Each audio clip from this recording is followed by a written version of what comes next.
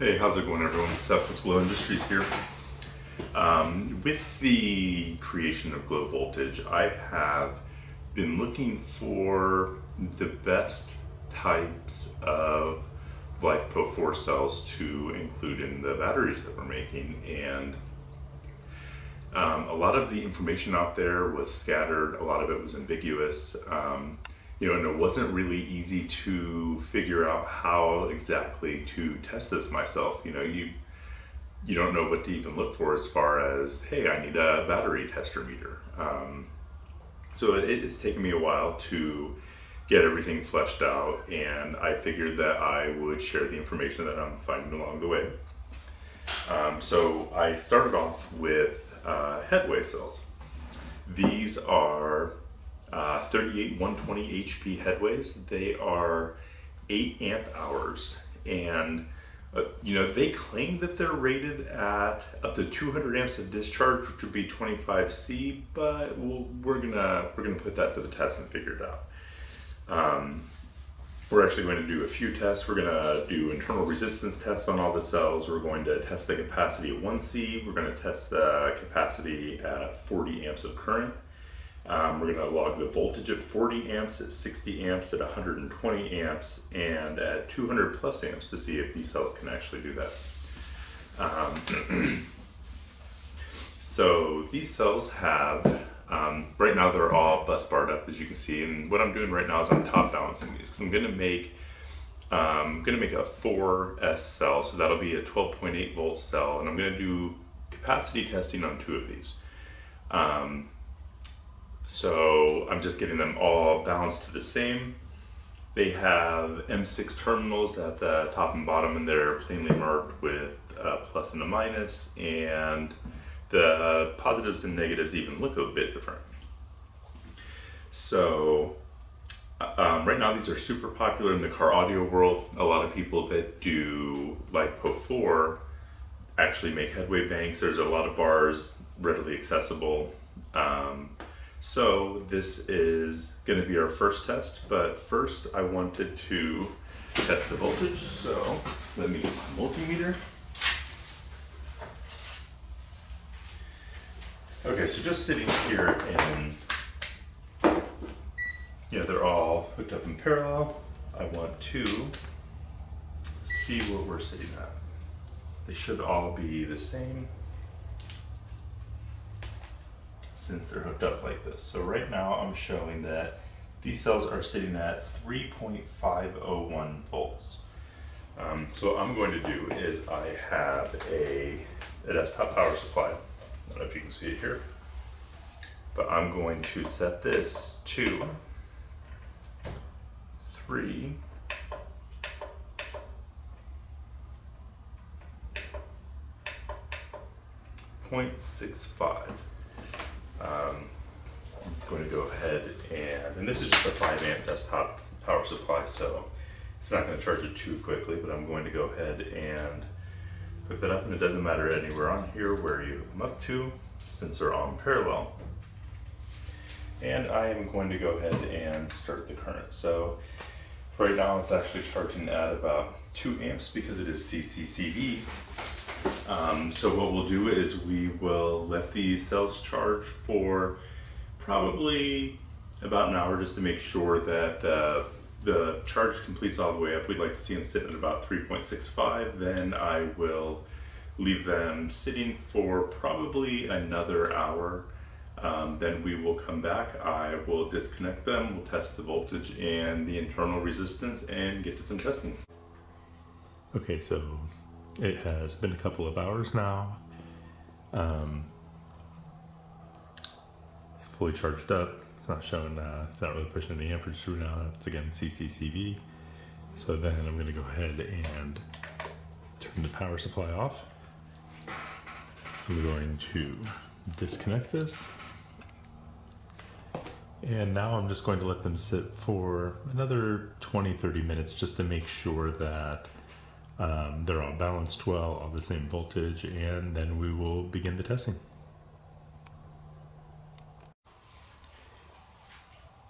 Okay, so it has been another couple of hours, and so I'm just going to take these cells apart. Before I do that, let's go ahead and get a reading on what the cells are at right now. So it looks like right now we are sitting at 3.642 volts. Go ahead and get these taken apart.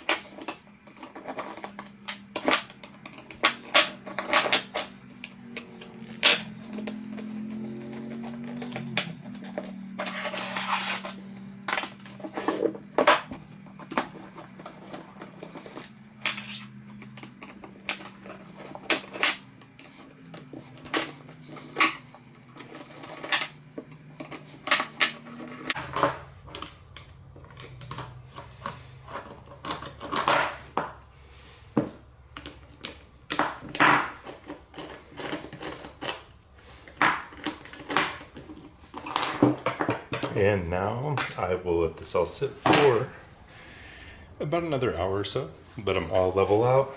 Then we will measure their internal resistance, their voltage. We'll choose which 4 to make our bank from, and we will capacity test the other 2.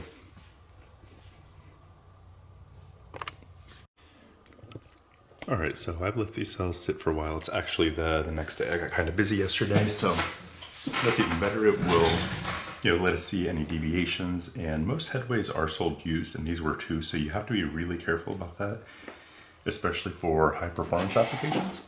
So what I'm going to do now is I'm going to test the resistance of all of these cells. Okay,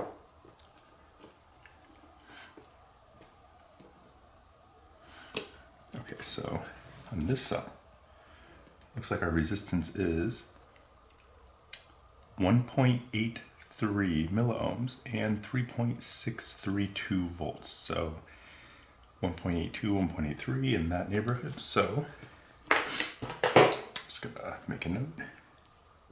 1.83 IR. And what was the voltage? One more time, let's check that out. 3.63. And the reason I'm doing this is I actually want to group up similar cells. Okay, here's cell 2.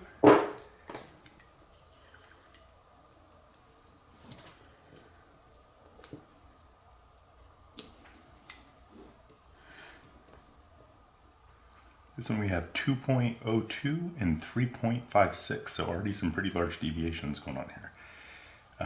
Let's see, 2.02, 3.56.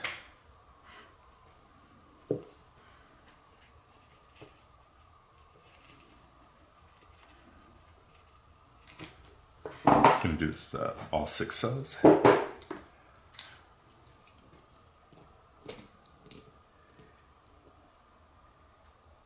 2.39 and 3.63. So we do have an exact match here on the other voltage at least, but let me make sure I'm getting a good resistance reading. I was kind of poking it at an awkward spot. So yeah, 2.4 and 3.63.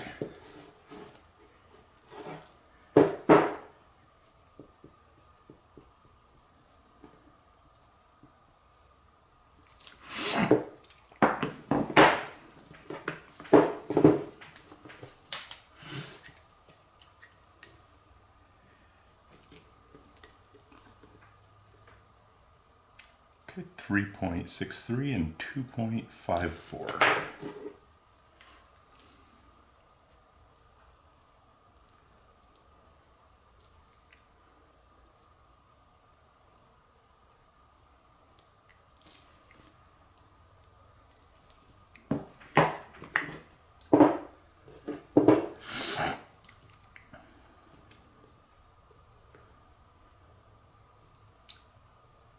.63 and 2.6.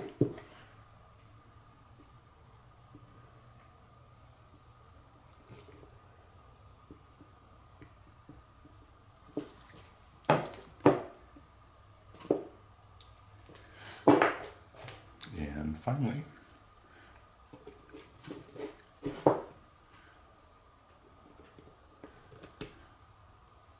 .57 and 1.66.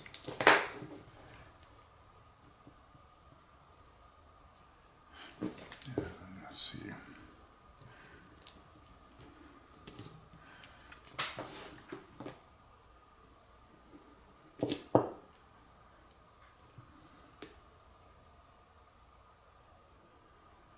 Yeah, 3.57 volts, 1.6. IR 1.63 actually.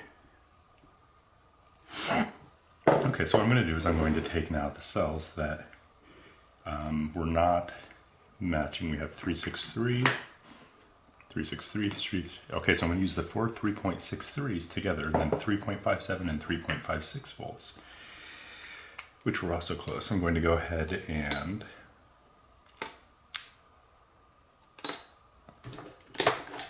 I'm going to capacity test these two, and then I'll put these four in a bank for my larger testing for the high capacity draws. That way I have similar cells. So for this, I'm going to do, we have 2.54, 2.4, 1.83, and 2.6. Ideally, you want these to be as close together as possible. Again, that's the problem with buying used cells, is you don't know what you're going to get. You don't know if the cells will be well balanced when you get them, if they're going to be matched. So apparently these were not. So I'm going to set these four to the side here. And I'm going to do two capacity tests. The first capacity test I'm going to do is at 40 C, so that is, 40 amps, which is about 5 C on these cells.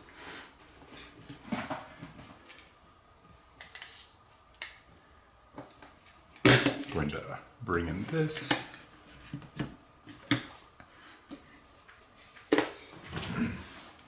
With these, if you're going to get a battery tester, I highly recommend any of the ones that are 4 wires. That way, pulling amperage down the line doesn't reduce the voltage artificially.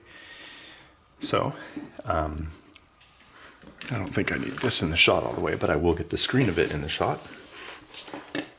Go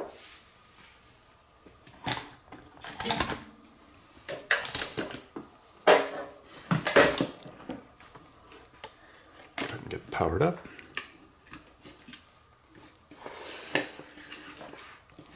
All right, so right here you can see we're already set to 40 amps, so that'll be nice and easy. This also has an app where it's easy to see things. Just hit Bluetooth, make sure it's connected. Oops, that was the forward.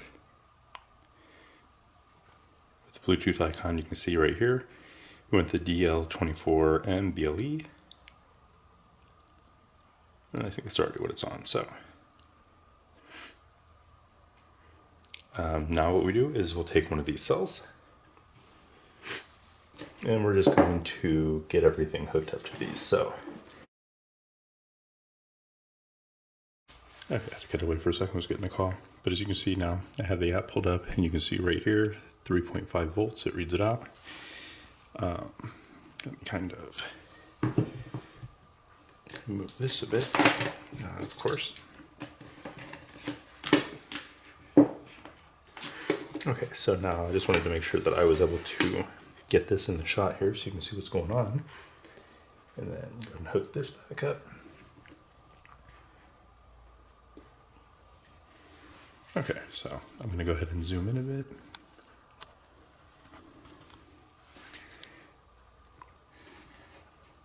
Okay, so you can see it's set to do 40. Capacity, it already has a capacity reading there. So what I'm going to do is go into the app. I'm going to go here and I'm just going to reset.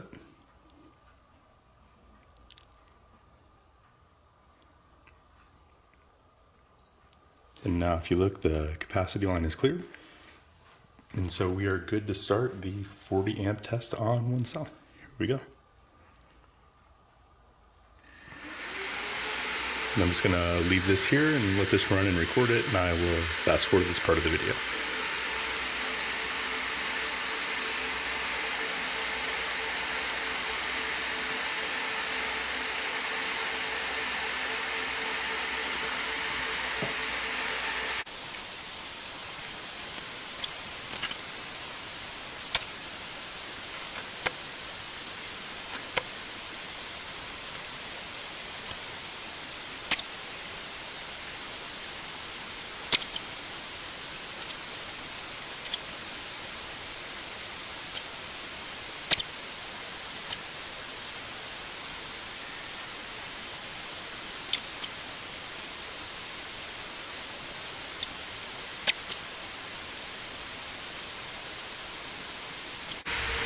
This has completed, and it's stating the capacity was 6.2 amp hours. Again, these were sold as 8 amp hours, but they're used cells, so you never know, exactly what you're going to get there. So we'll go ahead and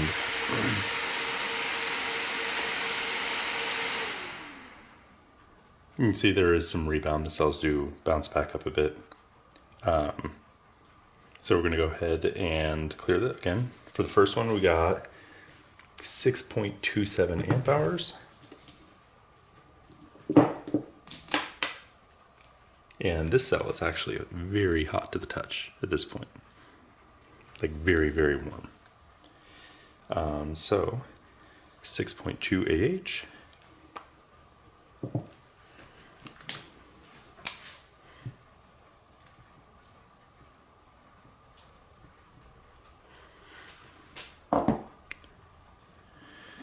And now we're gonna get the next one set up.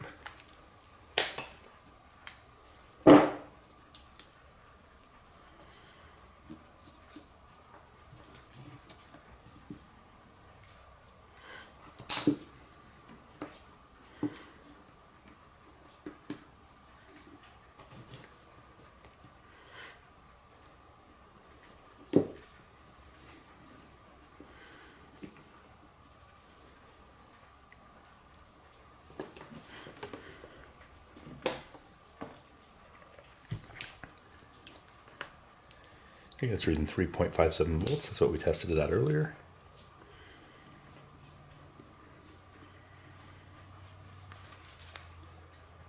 Go ahead and reset the capacity. Now for this, we do want to change some things up a bit. Oop, don't want to start it yet, but we want to go into the mode. Oop, not there.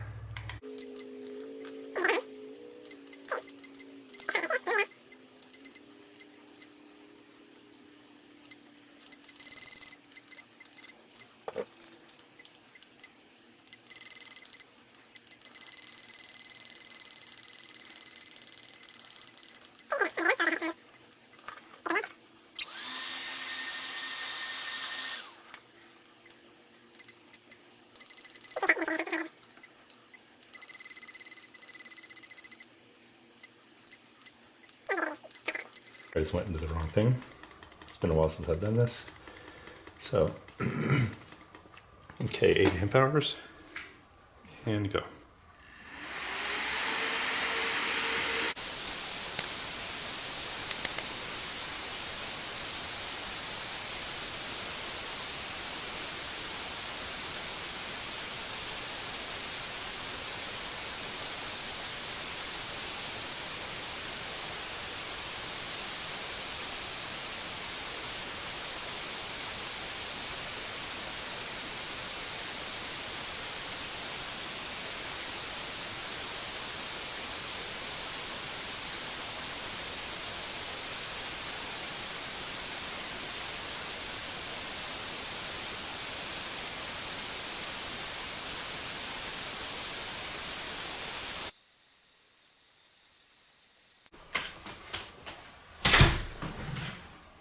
Okay, so it looks like this test completed with a capacity of 6153.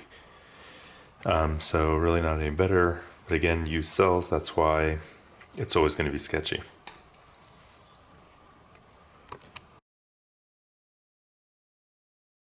All right, everyone, so I have the 4 headways that we were going to use wired up in series for a 12-volt load. I have them hooked up to a shunt, and we'll be able to now, because of this, detect the load that's on the cells. Right now, the 4 cells are at 13.98 volts, and we'll be able to see what the voltage does. Again, if you're using these cells for car audio, you want high voltage. Anything below 12 volts really is going to be too much for these batteries, and it's going to be a waste. So with that being said, let's go ahead and do a 60-second test. And then we will go from there. So after 60 seconds, I'm going to go ahead and clear all the current. Okay, so let us begin the test. 60 seconds, we're going now.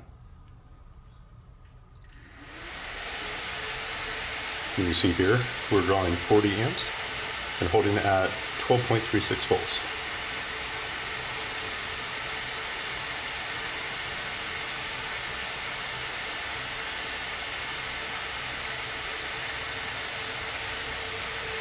Again, this is a 5C test. They're 8 amp hour cells, so they are holding above 12 volts at 40 amps of current.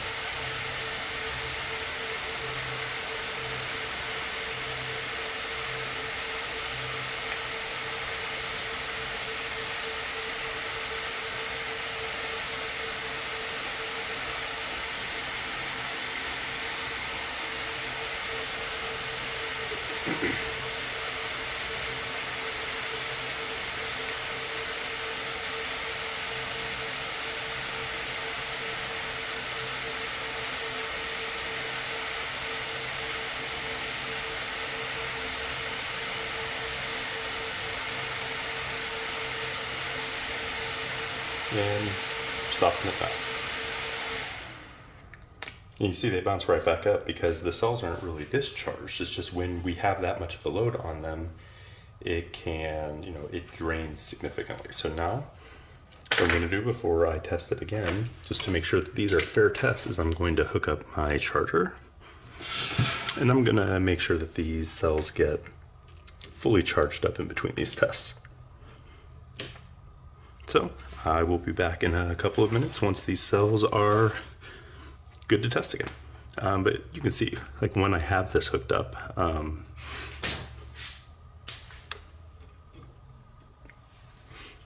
once I start the charge, set my charger to,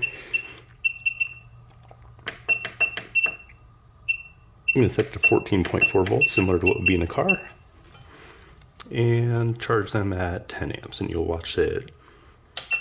Now you can see we are charging the other way, 10 amps, and the voltage is now raising. So I will be back when these are fully charged up. All right, everyone, we're back. We have the cells fully charged up. You can see it's kind of dropping. It'll drop when it's, charged up down its max, similar to a car battery. So we are about to start the 60 amp test. I'm going to go ahead and get the timer restarted. Up here you can see it, right there's the timer, so starting it right now.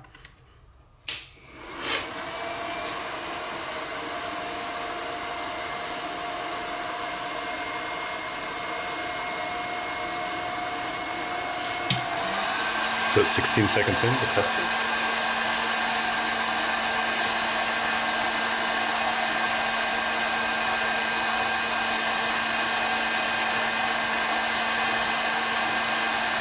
At 31 seconds, or at 15 seconds in, we're at about 11.95.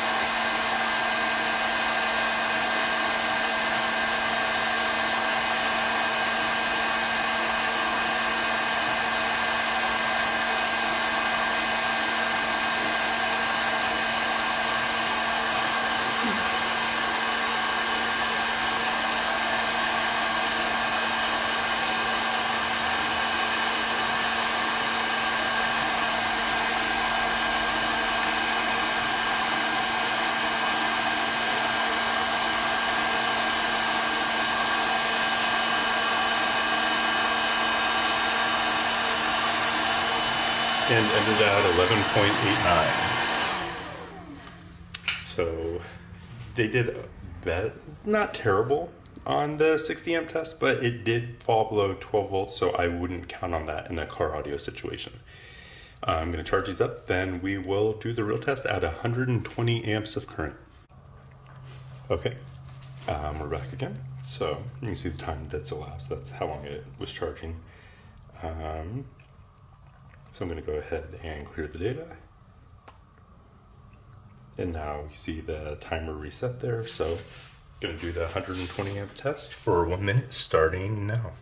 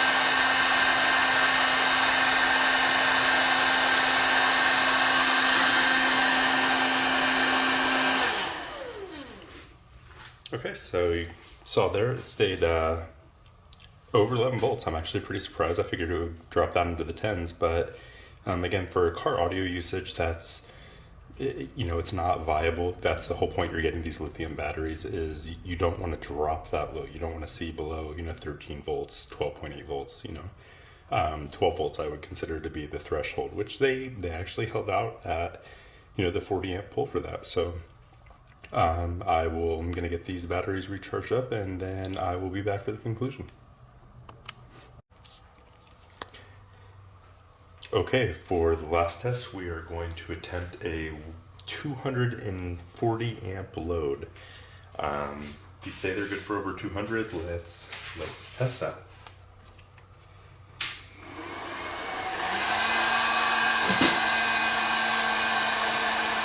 Looks like it's doing about 175 and my inverter's now dying.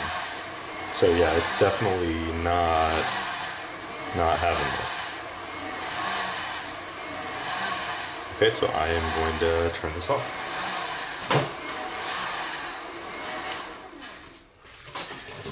Okay, so the 200 plus amp test, it was not able to provide the amperage steady to even keep the inverter turned on.